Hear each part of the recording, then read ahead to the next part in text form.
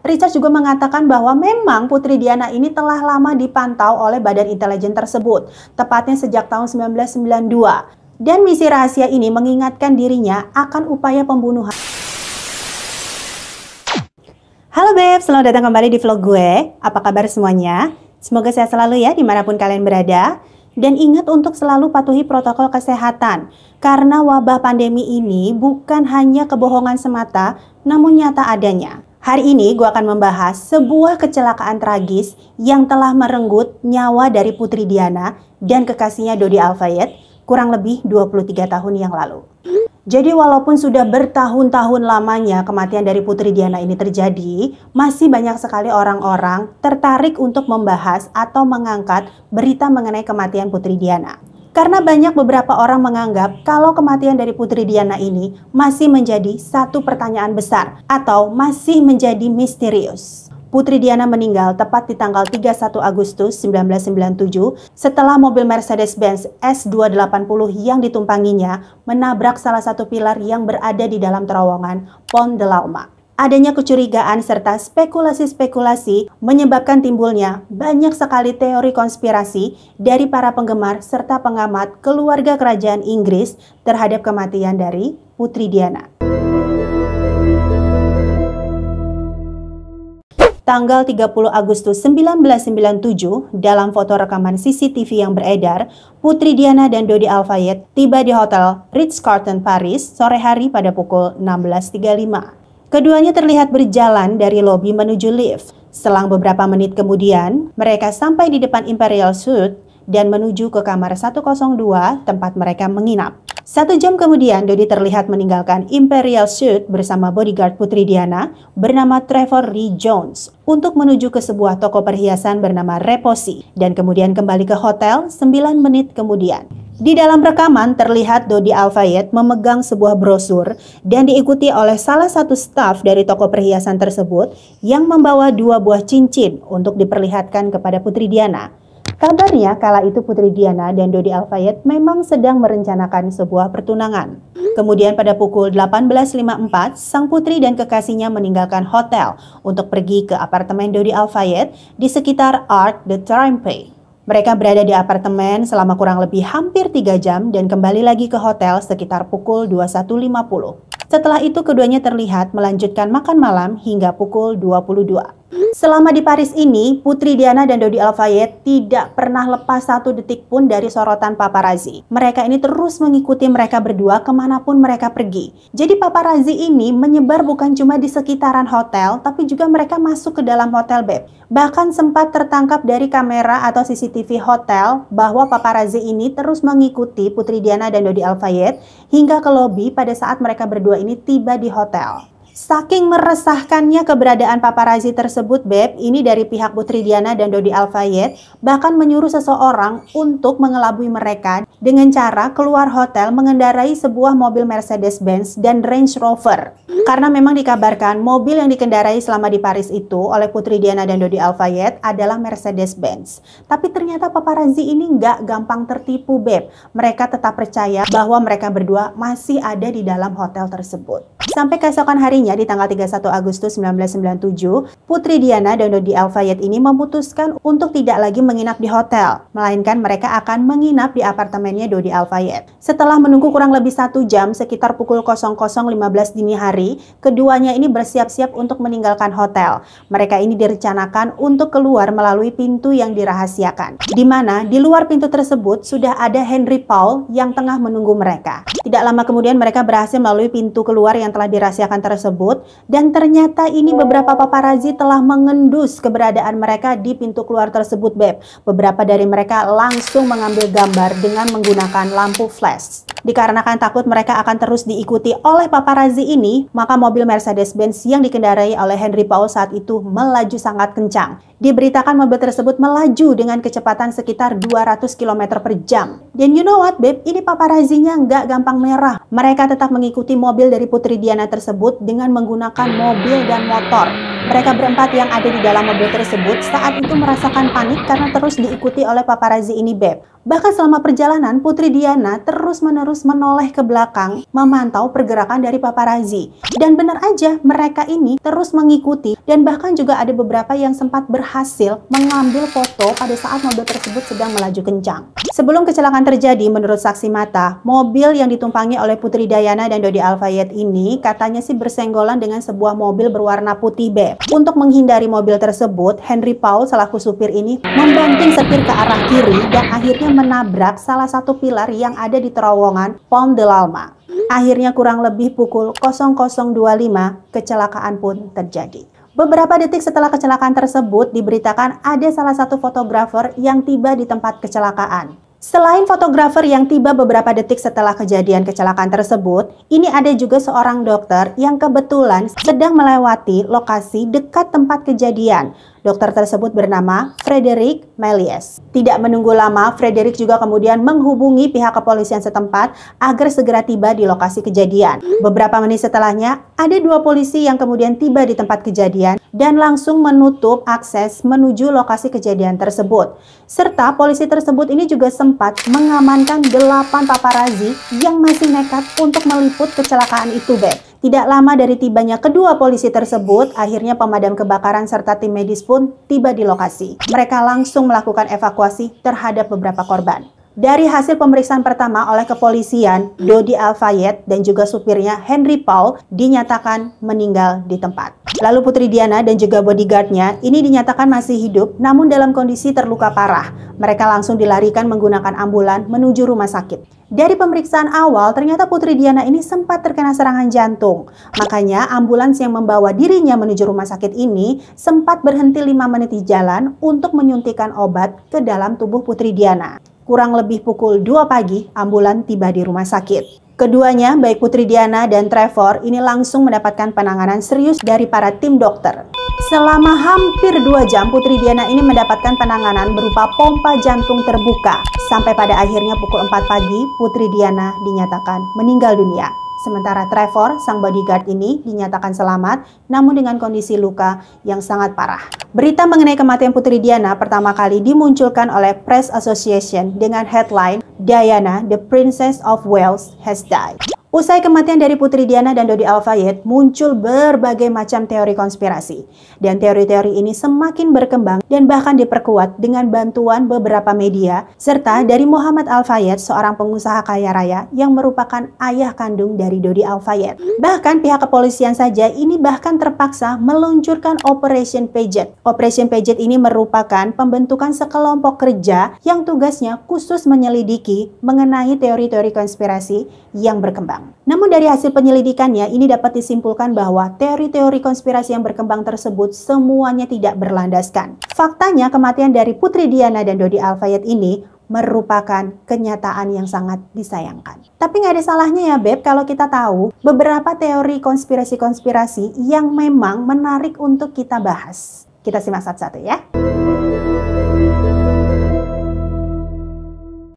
Salah satu teori konspirasi yang paling populer adalah menyatakan kalau Putri Diana tengah mengandung anak dari Dodi Al-Fayed pada saat kecelakaan tersebut. Jadi memang kan sebelum kecelakaan itu terjadi, sempat diberitakan kalau hubungan dari Putri Diana dan Dodi Al-Fayed ini semakin intim. Bahkan mereka juga dikabarkan akan segera bertunangan. Ayah dari Dodi Al-Fayed itu mengatakan bahwa berita kehamilan dari Putri Diana ini meresahkan pihak keluarga kerajaan Inggris. Mereka ini seolah-olah tidak menerima kalau ada seorang muslim yang berasal dari Mesir kelak akan menjadi ayah tiri dari seorang calon raja Inggris. Jadi ayah dari Dodi Al-Fayed tersebut menyimpulkan bahwa peristiwa tersebut bukan kecelakaan tragis semata, namun merupakan pembunuhan berencana. Beliau ini percaya kalau dari pihak kerajaan telah mengutus seseorang dari Dinas Intelijen Internasional yang berada di Inggris untuk melakukan pembunuhan berencana tersebut. Dan kecurigaan dari Muhammad Al-Fayed ini diperkuat oleh salah seorang mantan dari agen M16 yang bernama Richard Tomlinson. Dia dulunya seorang agen tapi kemudian diberhentikan dan dipenjarakan karena dianggap telah melanggar Undang-Undang Kerahasiaan tahun 1989. Aduh. Ini gue berasa kayak lagi ngebahas film James Bond ya. Deg-degan, Beb. Richard juga mengatakan bahwa memang Putri Diana ini telah lama dipantau oleh badan intelijen tersebut. Tepatnya sejak tahun 1992. Dan misi rahasia ini mengingatkan dirinya akan upaya pembunuhan Presiden Serbia. Namun kemudian penyelidikan juga menyimpulkan kalau apa yang dikatakan oleh Richard Tomlinson ini hanyalah kicauan belaka. Mengenai isu kehamilan dari Putri Diana ini juga dipatahkan oleh beberapa keterangan dari orang-orang terdekatnya. Yang mereka ketahui, siklus haid daripada Putri Diana ini baik-baik aja, nggak ada masalah, jadi normal-normal aja. Dan juga Putri Diana ini selalu menggunakan alat kontrasepsi. Dan menurut mereka juga, Putri Diana ini tidak pernah curhat atau ada omongan-omongan ke mereka yang menyiratkan kalau Putri Diana saat itu tengah hamil, Beb. Jadi ya udah ya, teori tersebut pun terpatahkan. Meski hasil penyelidikan menyimpulkan bahwa teori konspirasi tersebut hanya kebohongan belaka, ini ayah dari Dodi Al-Fayed yaitu Muhammad Al-Fayed tetap kekeh jumeke kalau memang keduanya ini meninggal atau terbunuh karena pembunuhan berencana. Dan itu dilakukan oleh agen M16 di bawah perintah dari ayah Pangeran Charles, yaitu Pangeran Philip. Selain kesaksian dari beberapa orang, menurut analisis kecelakaan, ini ditemukan adanya bercak putih di bodi atau di badan mobil Mercedes-Benz yang saat itu ditumpangi oleh Putri Diana. Jadi bisa dikatakan bahwa sebelum kejadian, mobil Mercy-nya Putri Diana ini sempat bergesekan atau bersenggolan dengan sebuah mobil putih. Saksi mata mengatakan memang saat itu melihat sebuah mobil Fiat Uno putih. Penyelidikan kemudian dilakukan selama bertahun-tahun, tapi nggak pernah ditemukan adanya mobil Fiat putih tersebut. Dan belakangan diketahui ternyata pemilik dari mobil Fiat Uno putih tersebut telah mengganti warna cat mobilnya. Kalau ayahnya dari Dodi Al-Fayed ini memiliki pemikiran yang berbeda, Beb. Dia mengatakan atau mencurigai kalau orang yang mengendarai mobil Fiat Uno putih tersebut merupakan bagian dari Badan Intelijen Internasional. Jadi karena diblok, mobil tersebut akhirnya banting setir, kemudian menabrak bagian kiri atau pilar yang berada di terowongan Pont de l'Alma. Beberapa orang yang berada di lokasi kejadian juga mengatakan mereka ini melihat beberapa lampu flash itu terus disorotkan ke arah dalam mobil Putri Diana. Dan mereka juga mengatakan selain perihal lampu flash tersebut, mereka ini juga melihat adanya motor hitam, mobil hitam, serta mobil putih di dekat mobil Mercedes-Benz yang ditumpangi oleh Putri Diana. Namun kemudian tetap saja hasil dari penyelidikan menyatakan bahwa itu semua hoaks, bahwa semua itu hanya kebohongan belaka. Tidak menyerah dengan hasil penyelidikan yang dilakukan oleh pihak kepolisian, ayah dari Dodi Al-Fayed ini mengungkapkan fakta atau temuan-temuan yang dia dapatkan. Muhammad Al-Fayed mengatakan di sekitar rute yang dilintasi oleh mobil Mercy-nya Putri Diana tersebut ada terdapat 10 CCTV. Namun dari ke-10 CCTV tersebut tidak ada satupun yang berhasil merekam terjadinya kecelakaan tersebut. Selain dari pihak Muhammad Al-Fayed, ini juga ada dari The Independent melaporkan di tahun 2006 terdapat 14 CCTV di area terowongan Pont de l'Alma. Dan hasilnya sama, dari 14 CCTV tersebut tidak ada satupun yang berhasil merekam tragedi kejadian kecelakaan di malam itu.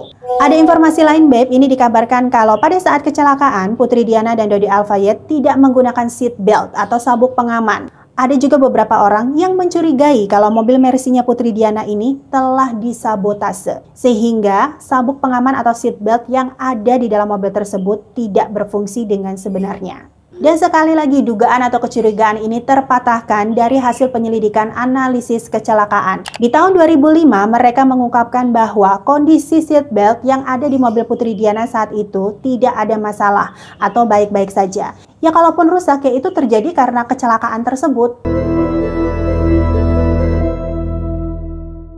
Henry Paul ini merupakan Deputy Head of Security dari Hotel Ritz-Carlton, tempat Putri Diana dan Dodi Al-Fayed menginap. Dia sudah bekerja di sana selama kurang lebih 11 tahun dan juga merupakan salah satu karyawan teladan. Diinformasikan juga di malam sebelum kecelakaan tersebut terjadi, Henry Paul ini sudah selesai bekerja atau sudah off sejak pukul 7 malam. Tapi kemudian dia tidak pulang karena kan masih harus mengantar Putri Diana dan Dodi Al-Fayed ini menuju ke apartemen Dodi. Berbagai laporan dan investigasi serta pendapat para ahli mengatakan bahwa salah satu penyebab dari kecelakaan tersebut adalah Henry Paul. Henry Paul ini dikatakan tengah mabuk saat mengendarai mobil yang ditumpangi oleh Putri Diana. Dan memang dari hasil pemeriksaan forensik ditemukan adanya kadar alkohol dan juga obat antidepresi yang ada di tubuh Henry Paul. Selain kondisi Henry Paul yang saat itu diberitakan tengah mabuk, ada juga beberapa orang mencurigai kalau Henry Paul ini terlibat salah satu konspirasi dari Badan Intelijen Internasional. Kenapa ada anggapan yang demikian? Karena dari hasil pemeriksaan ini ditemukan kalau Paul ini memiliki uang yang sangat banyak. Bahkan lebih banyak dari yang seharusnya dia miliki sebagai seorang Deputy Head of Security dari Hotel Ritz-Carlton. Mereka percaya kalau Paul Henry ini tergabung dari salah satu badan intelijen Inggris ataupun Prancis, atau bahkan keduanya, Beb. Fakta atau kecurigaan kalau Henry Paul ini tengah mabuk saat mengendarai mobil tersebut itu memang benar adanya karena hasil tesnya kan membuktikan ada kadar alkohol ya Beb ya. Tapi kalau anggapan dia ini bagian dari Badan Intelijen Internasional itu tidak terbuktikan Beb. Jadi kembali lagi teori ini terpatahkan. Dikutip dari pemberitaan sebuah majalah terkenal yang ada di London, Putri Diana ini ternyata telah memiliki firasat sebelum menjelang kematiannya Beb. 10 bulan setelah perceraiannya dengan Pangeran Charles atau tepatnya di tanggal 10 Oktober 1993, Putri Diana ini menuliskan satu surat rahasia yang kemudian diberikan kepada pelayan pribadinya bernama Paul Burrell. Isi suratnya kurang lebih seperti ini, Beb. Aku sedang duduk di sini, di mejaku hari ini, di bulan Oktober. Merindukan seseorang untuk memelukku dan mendorongku agar tetap kuat dan tetap menegakkan kepalaku. Fase khusus dalam hidupku yang paling berbahaya adalah suamiku sedang merencanakan kecelakaan di mobilku dengan kondisi rem yang blong dan cedera kepala yang serius untuk membuat jalan yang jelas baginya agar dapat menikahi Tiggy. Kamilah hanyalah umpan, jadi kita semua telah digunakan oleh pria dalam setiap arti kata. Kalau dibaca isi suratnya tersebut memang tersirat adanya ketakutan atau kecemasan dari Putri Diana, Beb. Namun kecemasannya tersebut ini ada dasarnya. Disampaikan oleh beberapa pelayan dari Putri Diana, saat itu dirinya memang tengah dilanda kecemasan. Dan kondisi mobilnya pun saat itu sedang ada masalah. Ditambah lagi, belum lama sebelumnya, Putri Diana ini telah ditinggalkan oleh salah satu pelayannya yang meninggal karena sebuah kecelakaan mobil. Dan lagi-lagi ini diduga adanya satu konspirasi. Surat tersebut kemudian dibawa untuk dilakukan pemeriksaan pada Pengadilan Tinggi Inggris. Surat ini kemudian menjadi bukti kuat atas dasar teori konspirasi yang mengatakan kematian dari Putri Diana ini adalah pembunuhan berencana. Namun begitu, pelayan dari Putri Diana ini mengatakan kalau media ini terlalu membesar-besarkan arti yang tersirat di dalam surat tersebut. Karena menurut mereka, Putri Diana ini memang seringkali mengalami kecemasan. Di surat tersebut, kenapa ditulis kemudian diberikan kepada pelayannya, ini didasari oleh rasa kecemasan yang kala itu melanda Putri Diana. Pada April 2008, setelah adanya berbagai klaim luar biasa, serta kontrak klaim lebih dari 250 saksi, juri pemeriksaan Pengadilan Tinggi di London mengembalikan putusan pembunuhan di luar hukum untuk Putri Diana dan Dodi Al-Fayed. Ini setara dengan pembunuhan di pengadilan pidana. Jadi juri menyatakan baik Henry Paul maupun paparazzi yang saat itu mengejar mobil dari Putri Diana sama-sama bersalah karena telah melakukan kelalaian besar yang kemudian mengakibatkan kecelakaan tragis. Juri juga menyatakan apabila sebelum kecelakaan tersebut terjadi, Dodi Al-Fayed dan Putri Diana ini menggunakan seatbelt, maka keduanya bisa jadi bertahan dari kecelakaan tersebut. Meskipun banyak orang menyalahkan pihak paparazzi yang menjadi penyebab dari kecelakaan Putri Diana, namun pihak pengadilan Prancis di tahun 99 menyatakan kalau penyebabnya adalah Paul Henry. Karena Paul Henry ditemukan tengah dalam keadaan mabuk saat membawa mobil tersebut dengan melaju kencang. Dan hasil investigasi juga menyimpulkan bahwa detik-detik sebelum kecelakaan itu terjadi, tidak ada fotografer yang berada dekat dengan posisi mobil dari Putri Diana. Dari hasil keputusan ini, maka fotografer yang sempat ditangkap, yang dianggap menjadi salah satu penyebab kecelakaannya, ini kemudian dibebaskan dari segala tuntutan pidana. Namun di luar itu, berita kematian Putri Diana yang mendapat sebutan The People Princess ini sontak menimbulkan kesedihan bagi penggemarnya di seluruh dunia. Ribuan atau bahkan jutaan orang berdatangan ke istana kerajaan Inggris untuk meletakkan bunga dan juga berdoa. Proses pemakaman sang putri yang disiarkan langsung di televisi pun ditonton oleh sekitar 2 miliar orang yang tidak ingin melewatkan momen menyaksikan Putri Diana untuk terakhir kalinya. Oke, sekian dulu Beb pembahasan mengenai teori-teori konspirasi kematian dari Putri Diana dan juga Dodi Al-Fayed. Gimana menurut kalian? Terlalu berlebihan gak sih teori-teori ini? Atau memang kecurigaan dan spekulasi-spekulasi ini patut untuk dipercaya? Komentar di bawah ya Beb ya. Sekian dulu vlog kali ini, Beb. Terima kasih banyak sudah menonton video sampai akhir. Jangan lupa untuk klik like-nya, kemudian komen-komen, di-share yang banyak, dan juga diklik tombol subscribe-nya. Sampai jumpa lagi di vlog berikutnya. Bye now!